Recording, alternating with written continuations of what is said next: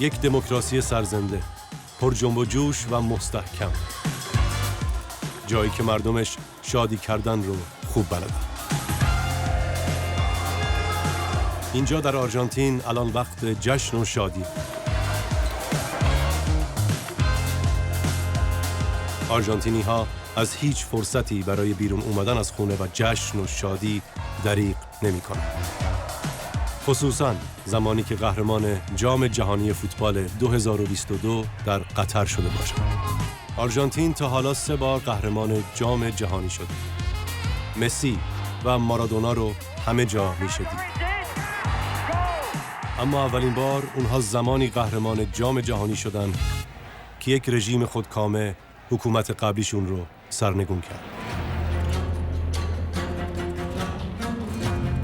جام پیروزی رو اون زمان یک دیکتاتور نظامی که اقدام به نسل کشی کرده بود به دست فوتبالیستا داد. نظام دیکتاتوری که او بنا گذاشت چنان سرکوبگر و خشن بود که در مدت تنها 7 سال رنج و درد غیر قابل تصوری رو برای بسیاری به همراه داشت. رژیم بیرحمی که به آدم ربایی سریالی متوسل شد. Tenía 25 años cuando me entero de la verdad. A veces cuando me preguntan qué sentía en ese momento, yo sentía ganas de morirme. رژیمی که مسبب شکنجه و قتل عام میشد. و همه اینها برای حفظ و اعمال قدرتش بر مردم بود. میراث فجیح این دیکتاتوری گم شدن حدود 30,000 نفر بود. میراثی که تا امروز هم زندگی آرژانتینی ها رو تحت تاثیر قرار داده و هر روز ابعاد جدیدی از اون برملا میشه. Para mí fue muy doloroso entender que esa persona de la que hablaban en el juicio, que torturaba, que secuestraba personas, era la misma que esa imagen de papá afectuoso que yo tenía, ¿no? من رها اعتمادی به آرژانتین اومدم تا درباره پیامدهای آخرین نظام دیکتاتوری این کشور بیشتر بدونم. Many of the disappeared were also buried in clandestine graves. در این سفر با داستانهای نجات یافتگان آشنا میشم. La desaparición es una ausencia permanente sin información. و میخوام بدونم که مردم چطور به تلاشها و کارزارهاشون ادامه میدن تا اشتباهات گذشته رو جبران کنن و همینطور حافظ آزادی برای نسل‌های آینده باشه. Hace 45 años que decimos y hacemos que la única lucha que se pierde es la que se abandona.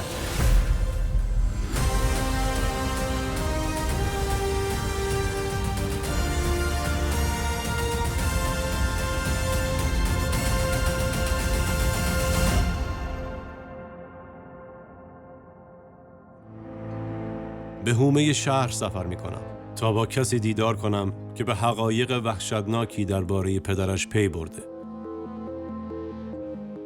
اون هم سالها پس از پایان حکومت دیکتاتوری. زنی که از کارزار مادرها و مادر بزرگها حمایت کرده. اما هرگز فکرشو نمی کرد که پدر خودش در جنایت‌های رژیم علیه بشریت مشارکت داشت.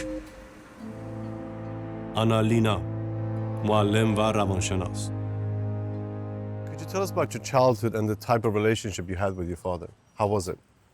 Mi infancia yo la recuerdo como una infancia feliz, ¿no? Yo nací en plena dictadura, mis hermanas también, somos 4 hermanas mujeres muy seguiditas y nos crecimos en una familia tipo, ¿no? Con un papá que trabajaba mucho y una mamá ama de casa que se encargaba de las cuestiones domésticas.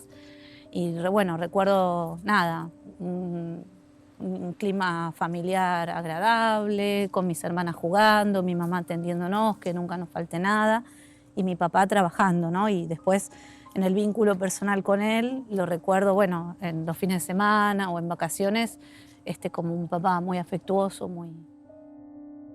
آنالینا بعد از تشکیل خانواده و تجربه زندگی در فضای دموکراتیک، تماس تلفنی از مادرش دریافت میکنه که خبر از دستگیری پدرش میده.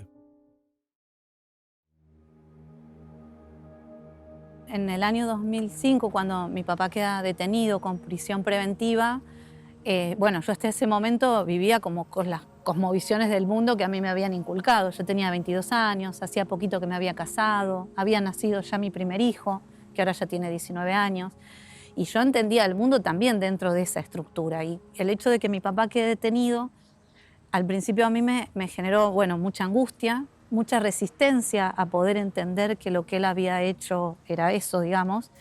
Y en un primer momento yo digo que operó como una suerte de negación, como mecanismo de defensa, digamos, ¿no? Como que mi aparato psíquico necesitaba entender que eso no podía ser.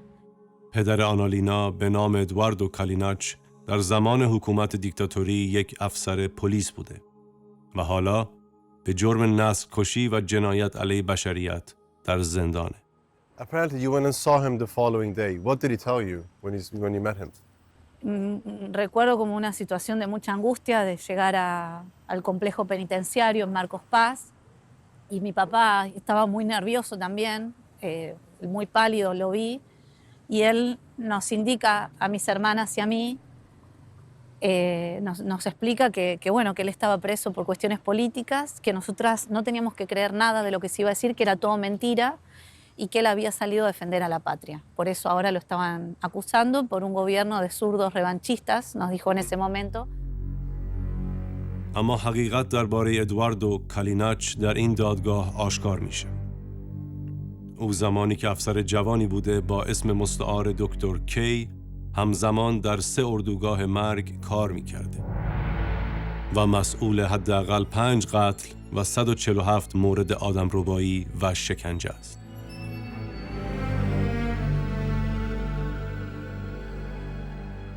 You eventually decided to confront your father. When did this happen, and could you please describe that whole meeting, what it was like? Fue algo difícil, porque primero dudar de mi papá fue muy difícil, pero una vez que tuve los elementos de prueba ya del juicio, como que eso a mí me facilitó un montón. Y yo fui después de leer los testimonios, fui como con ese documento en mano, ¿no? Sí. A pedirle, bueno, que me explique, que lo que él me estaba diciendo no se correspondía con lo que estaba pasando. Y bueno, fue, incluso yo ahora lo pienso, fue como desde un lugar de mucha ingenuidad que yo fui a interpelarlo, ¿no? Todavía primaba esta imagen de padre que me iba a explicar que había un error, y sin embargo, bueno, esto no pasó, y lo que pasa en ese momento es que él intenta como justificar sus crímenes, a diferencia de lo que venía pasando, que él como que negaba todo. آنالینا در فیسبوک پیجی درست کرد تحت عنوان داستان‌های نافرمانی و به این ترتیب خیلی زود با افراد دیگه‌ای که شرایط مشابه خودش رو داشتن آشنا شد. Fue como, no sé si decir liberador, pero el lugar en que nos encontramos los familiares de genocidas es un lugar incómodo, porque vos tenés al interior de tu propia familia un cuestionamiento por estar cuestionando la ley del padre o la imagen del padre o de ese familiar, y por estar rompiendo esos mandatos de silencio. Y después a nivel social nosotros también estamos como a contrapelo de un imaginario social que habla de tal padre tal hijo, de tal palo tal astilla, ¿no? آنالیا در مقاله‌ای که به تازگی در روزنامه درباره تجربهش چاپ کرده نوشته شکی نداره که پدرش اگه میتونست امروز از شکنجه کردن او هم دریغ نمی‌کرد. او حتی علیه آنالیا اقدام قانونی کرده. Me empieza mi papá desde la cárcel y mis 2 hermanas menores a hacer un juicio para declararme indigna. Se consolidó más en ese pensamiento ideológico, bueno, al punto de iniciarme un juicio a mí, a su propia hija, donde lo que subyace literalmente es que él me quiere eliminar de la familia por no pensar como él, ¿no? En un juicio por indignidad para quedar excluida del acervo hereditario de mi mamá, ¿no? ادواردو کالیناچ حالا به دلیل جنایتاش در حال گذراندن حبس ابده. آنالیا کتابی درباره زندگیش نوشته و از خودداری پدرش در همکاری با دستگاه قضایی ابراز تأسف کرده. Sí, mi papá sabe acerca del destino de los desaparecidos y los bebés nacidos en cautiverio, y es algo como inentendible, ¿no? Siendo que él ya está condenado, ya está probado lo que hizo, ya fue juzgado, que él lo siga negando y siga reteniendo esa información, la verdad que es algo doblemente aberrante, ¿no? No solo lo que hizo, sino que sigue guardando silencio acerca del destino de los desaparecidos y de los bebés nacidos en cautiverio. به این ترتیب خاطرات شیرین دوران کودکی یک دختر دلسوز توسط یک مرد شیطان صفت و شرور از او ربوده شد. یک گورستان آرام، گورستان سانتا مونیکا در مرلو. اینجا رد پای حکومت با کشف گورهای دست جمعی بی‌نام و نشان دیده میشه. حدود 400 قربانی در اینجا مدفون شده، همه بی‌نام و نشان. مشابه همین وضع در گورستان‌های دیگه هم تکرار شده. به همین دلیله که برای شناسایی این اجساد، آرژانتینی‌ها باید دانش و مهارت‌های جدیدی به دست می آوردن. اینجا مقر EAAF است. اینجا مراکز ملی گروهی انسانشناسی پزشکی قانونی در آرژانتین. ناتالیا فدرمن، مدیر اجرایی این مرکز، فعال حقوق بشر و وکیل. When was EAF established and why? EAF was established in the first years after the dictatorship, in the first years of our democracy, when the human rights organizations went to United States searching for an answer on how to search and identify the victims of the dictatorship, especially the disappeared.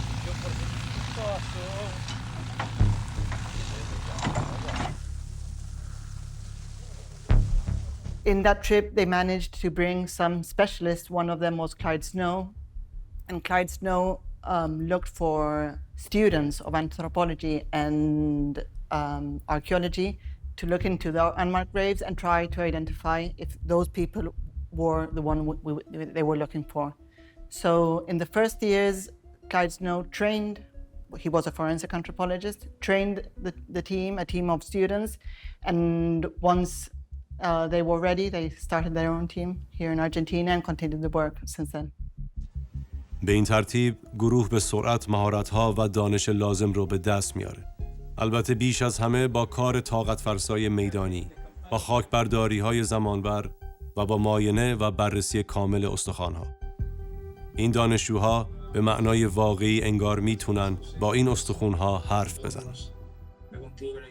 Well, we started with a mythology that had especially a very sensitive ear to what the victims were saying, to what the survivors were saying, and what the families had said. So listening to them and trying to systematize what they were saying and looking into the unmarked graves and looking what the bones were saying, using those two mythologies, we started to construct what the team stands for today. It's a scientific organization that uses forensic sciences to investigate and document human rights violations. تا امروز بقایای بیش از 850 انسان شناسایی شده. البته EAAF بر این باوره که صدها مورد دیگه هنوز برای شناسایی باقی مونده. We also know that the methodology used by the dictatorship might have a limit in what we can do, in terms that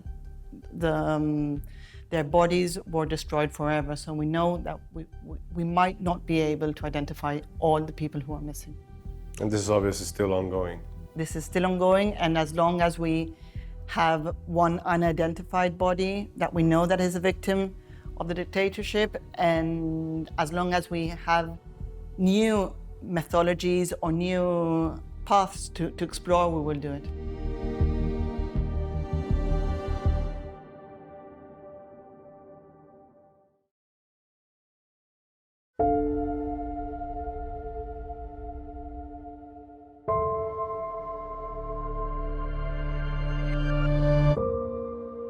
تمام این زندگی‌های از دست رفته و قلب‌های شکسته برای چی بود؟ دنبال روی از یک ایدئولوژی افراطی توسط رژیمی فرومانده که اراده خودش رو با زور و خشونت تحمیل میکنه، که البته در نهایت نتیجه‌ای هم جز نابودی خودش نداره. Donde la democracia ha vuelto la vida دموکراسی پارلمانی زمانی به مردم باز می‌گرده که نظام دیکتاتوری در اکتبر 1983 بالاخره سرنگون میشه. حکومت نظامیان حتی با به کارگیری خشونت شدید در مهار اعتراضات مردمی شکست خورده. اونها اقتصاد رو ویرون کردن. ارزش پول ملی پسو رو کاهش دادن و از همه بدتر تلاش کردند تا به دروغ از روحیه میهن پرستی مردم برای جلب حمایت استفاده کنند. اونها با حمله به جزایر فالکلند یا اونچه آرژانتینی ها تحت عنوان مالویناس میشناسن با بریتانیا وارد جنگ شدند. اما شکست اونها تنها پس از 2 ماه باعث شرمساری ملی شد. وقتی که دولت بریتانیا برای بازپسگیری جزایر فالکلند از راه دریا یک واحد نظامی 13,000 کیلومتری دورتر از مرزهاش اعزام کرد، اونها رو مجبور کرد تا به شکل حقارتباری تسلیم بشن. Las violaciones a los derechos humanos en ese momento ya eran inocultables.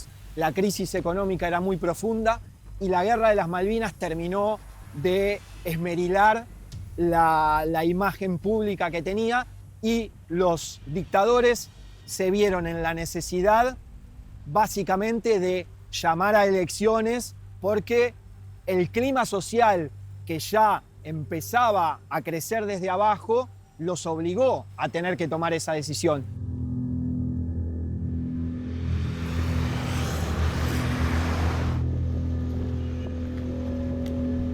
2 سال پس از برقراری دموکراسی، 9 فرمانده ارتش، نیروی دریایی و هوایی که خونتاها رو در دوران دیکتاتوری رهبری می‌کردند، در دادگاه محاکمه شدند، از جمله ویدلا.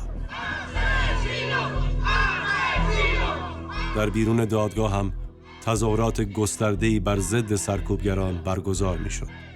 این اولین دادگاه مهم بررسی جنایات جنگی بعد از دادگاه نورنبرگ بود.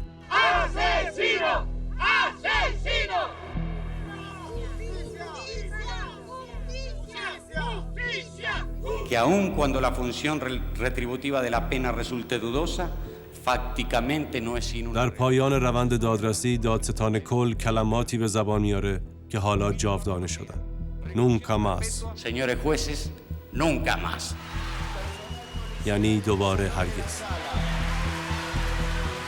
5 فرمانده محکوم میشن و ویدلا هم به حبس ابد محکوم میشه. Ese juicio tuvo algunas particularidades. En primer lugar, fue un juicio muy importante para el país porque simbólicamente se juzgaban a las cabecillas, a los comandantes de las juntas militares, a los 9 comandantes de las 3 juntas militares que había habido durante toda la dictadura. Es decir, que los máximos responsables del terror de Estado estaban sentados en un banquillo respondiendo a la justicia de la democracia. Ese fue un hecho simbólicamente muy poderoso, que de alguna manera hizo confiar a la sociedad de que los crímenes no iban a quedar impunes. اما دولت تحت فشار بود، نه فقط توسط مادران و مادر بزرگها در پیگیری دادخواهیشون، بلکه توسط نیروهای نظامی که خواهان توقف محاکمه ها بودند. همین منجر به تصویب قانون بخشودگی افسران میانی و رد پایین از محاکمه شد. قانونهایی به نام اطاعت لازم و نقطه پایان. دموکراسی تازه متولد شده آرژانتین حالا مثل یک کودک نوپا در حال یادگیری شروع به راه رفتن میکنه. Muy brevemente, la ley de obediencia debida lo que decía es que los cuadros inferiores del ejército y de las Fuerzas Armadas habían actuado obligados por las órdenes que le daban sus jefes y que entonces no había responsabilidad penal para juzgarlos. Y la ley de punto final lo que hacía era poner un límite temporal al proceso de juzgamiento. Es decir, que la justicia democrática solamente tenía un determinado periodo para juntar las pruebas y para juzgar a quienes pudieran en ese tiempo.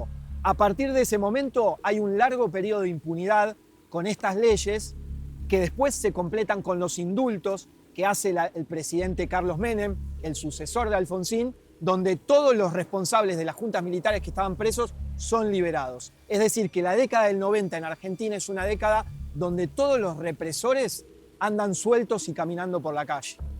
Y los propios exdetenidos, los sobrevivientes de la dictadura, se los cruzaban en los bancos, en las oficinas públicas, a sus propios torturadores. Fue una época muy oscura respecto del proceso de juzgamiento. اما معافیت از این مجازات منجر به شکل‌گیری جنبش دیگه‌ای میشه. هیخوس، جنبش فرزندان ناپدید شدگان. لوسیا، یکی از بنیانگذاران هیخوس، اینجا در لاپلاتاس، شهری در فاصله کوتاهی از جنوب شرقی بوئنوس آیرس. در دانشگاهی هستیم که پدر و مادرش در زمان دانشجویی با هم آشنا شدن. لوسیا 2 ساله بوده که اول پدرش توسط رژیم رو بوده و ناپدید میشه و پس از اون هم مادرش. گوستاوو گارسیا کاپانینی و ماتیلده ایتسیکون. هر دوی اونها بعد از ربایش جداگونه به اسما آورده میشن و بقایای هر دوی اونها هنوز ناپیداست.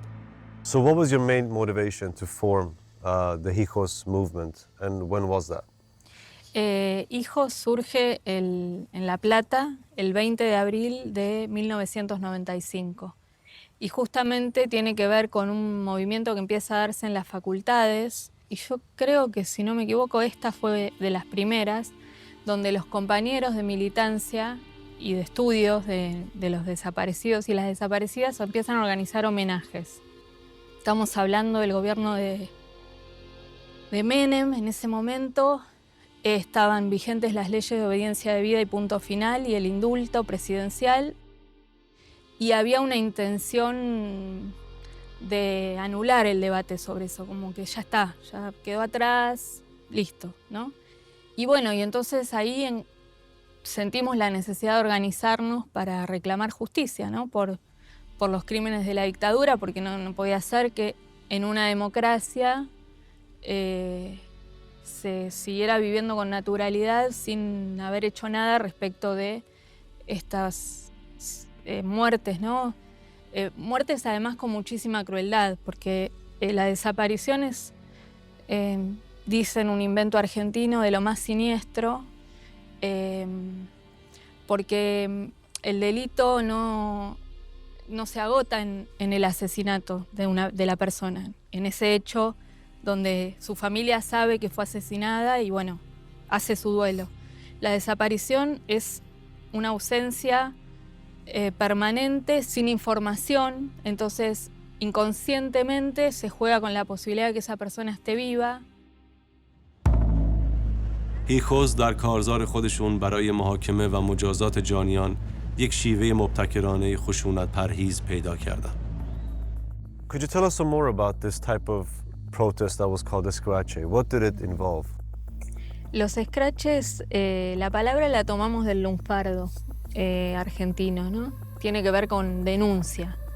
Y en el contexto que surge Hijos de impunidad, nosotros lo que empezamos a pensar es que los genocidas, los que habían secuestrado, torturado a nuestros padres y nuestras madres, estaban entre nosotros viviendo, ¿no? Que tendrían más o menos 40 y pico, 50 años y que podían ser nuestros vecinos, docentes en los lugares donde estudiábamos, de hecho los hubo, y que, bueno, y que no queríamos convivir con esa situación como si nada hubiera sucedido. Entonces empezamos a hacer investigaciones a partir de los testimonios de sobrevivientes que habían estado en los campos de concentración, en los centros clandestinos, a identificarlos y a denunciarlos. Y el lema que teníamos en ese momento era: si no hay justicia, hay escrache. Como no había justicia porque había impunidad, bueno, nosotros señalábamos dónde estaban viviendo los genocidas y qué habían hecho. Y eso generó mucho impacto social, muchos vecinos que se dieron cuenta que estaban viviendo al lado de algún genocida, y eran actos como de alguna manera festivos, porque era para nosotros muy liberador poder decir, bueno, acá acá vive un asesino, ¿no? Siempre eso, nunca implicó ni violencia, ni linchamiento, ni nosotros convocábamos a que sucediera más que marcar el domicilio y señalar quién era la persona que estaba viviendo ahí y que la justicia estaba dejando impune. تنها بعد از سال 2003 و ریاست جمهوری نستور کیرشنر بود که دموکراسی آرژانتین به بلوغ رسید. به این ترتیب قوانین گذشت از مجازات، لغو و روند محاکمات از سر گرفته شد. What do you personally consider some of your main achievements as a movement? Sí, yo creo que Hijos logró una gran victoria, me gusta más hablar de victoria que de éxito en este caso, que tiene que ver con haber podido concretar este proceso de justicia. En tiempos históricos son pocos años, ¿no? Nosotros nos organizamos en el 95, en el 2006 empezaron los juicios por crímenes de lesa humanidad, todavía continúan, pero bueno, en todos estos años logramos muchísimas condenas y sobre todo muchísimas instancias reparatorias para los familiares y los sobrevivientes. لوسیا و خانواده‌ش هم وقتی که ریکاردو کاوایو افسر اطلاعاتی پیشین در اسما به جرم قتل و شکنجه به حبس ابد محکوم شد، شاهد برقراری عدالت شدند. این نوعی آرامش خاطر به یاد پدر و مادر لوسیا یعنی گوستاو و ماتیلده هم هست. با از سرگیری محاکمات افرادی که مرتکب نسل‌کشی شدند و حالا سال خورده هستند دوباره به دادگاه کشیده میشن. از جمله ویدلا. او دوباره دیگه هم محاکمه میشه به دلیل نقض حقوق بشر و همینطور دزدیدن نوزادان از والدینی که ربوده شده بودند. ویدلا در زندان زیر دوش میمیره. با آغاز روند برقراری عدالت، رئیس جمهور کیرشنر دستور میده تا پورتری ویدلا که در مدرسه ملی نظامی آویزان شده بود برداشته بشه. این تصویر حالا به نماد پشیمانی ملی تبدیل شده. ارتش همچنین ساختمان اسما رو به دولت بازگردونده تا به مکانی برای یادبود قربانیان رژیم تبدیل بشه. امروز نسل جدید آرژانتین وارد گفتگو با حامیان حقوق بشر میشن تا به خانواده هایی که در زمینه برقراری عدالت و کشف حقیقت فعالیت میکنن کمک کنن.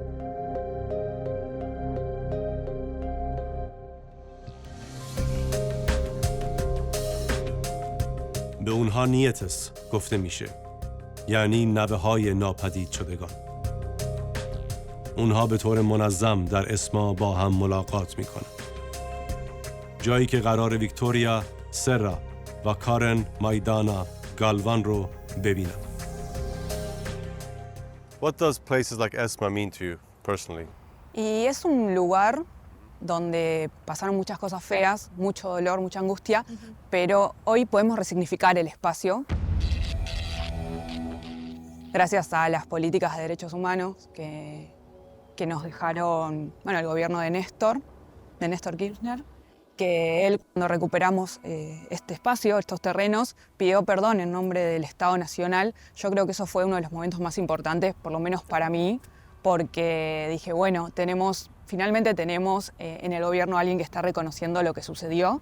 Las redes sociales son nuestro lugar, parte de nuestro territorio, no solamente el territorio físico como lo llamamos. Las madres y las abuelas tenían la Plaza de Mayo, ese era el territorio de ellas para contar lo que les estaba pasando, y nuestro lugar son las redes sociales, además de caminar también la plaza junto a ellas.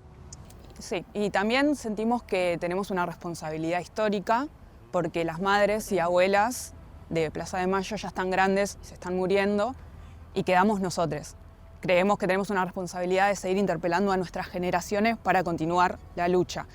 Hoy en día somos alrededor de 100 a nivel nacional y somos todos de la generación de nietos y nietas y nietes de personas que durante la dictadura fueron detenidas, desaparecidas, fusiladas, asesinadas, exiliadas o arrestadas durante la época del terrorismo de Estado. conociendo más sobre lo que pasó acá en Argentina durante el terrorismo de Estado, para evitar que se vuelva a repetir esto, combatir los discursos negacionistas, especialmente cuando aparecen en la juventud. Eso es el legado que queremos dejar, que estamos llevando adelante.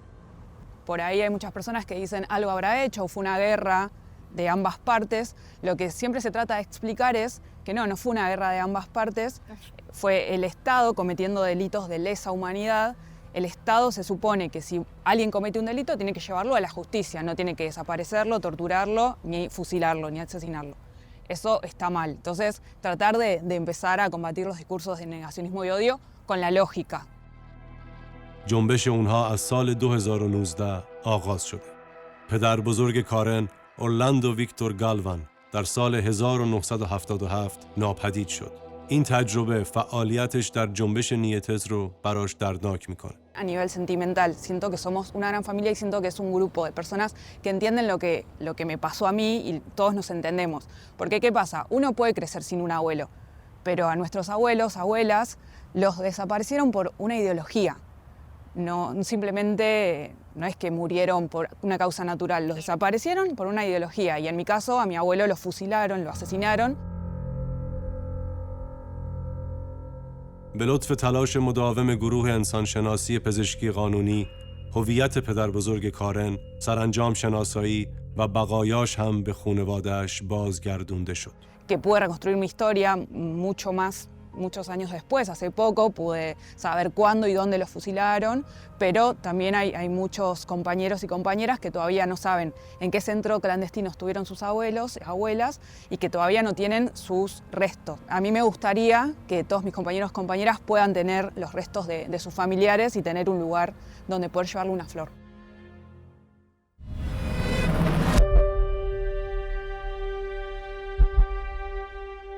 امروزه در نزدیکی ریور پلیت یک پارک یادبود قرار داره. در نزدیکی همون پایگاه هوایی که پروازهای مرگ از اونجا انجام می شد. نامهای هزاران ناپدید شده در طول دوران تاریک نظام دیکتاتوری بر روی 4 دیوار بلند سنگی حک شده.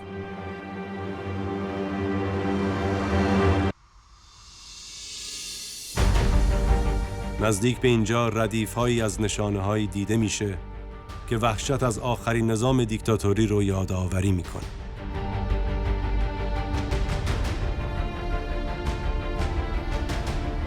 مثل همه مکان‌های دیگه‌ای که ساخته شده، اینجا هم برای یادبود و ادای احترام. مکانی برای پژواک درباره آنچه که بر سر اونها گذشت. اما آرژانتینی‌ها همه این کارها رو فقط برای یادآوری گذشته خودشون انجام ندادن. اونها میخوان این صدا رو به گوش همه برسونن. هر سال در 24 مارس، در روزی که نظامیان کنترل کشورشون رو به دست گرفتن، مردم یاد و خاطره قربانیان حکومت جنایتکار رو گرامی می‌دارن و براشون عزاداری میکنن. این روز ملی احترام به کشف حقیقت و اجرای عدالت.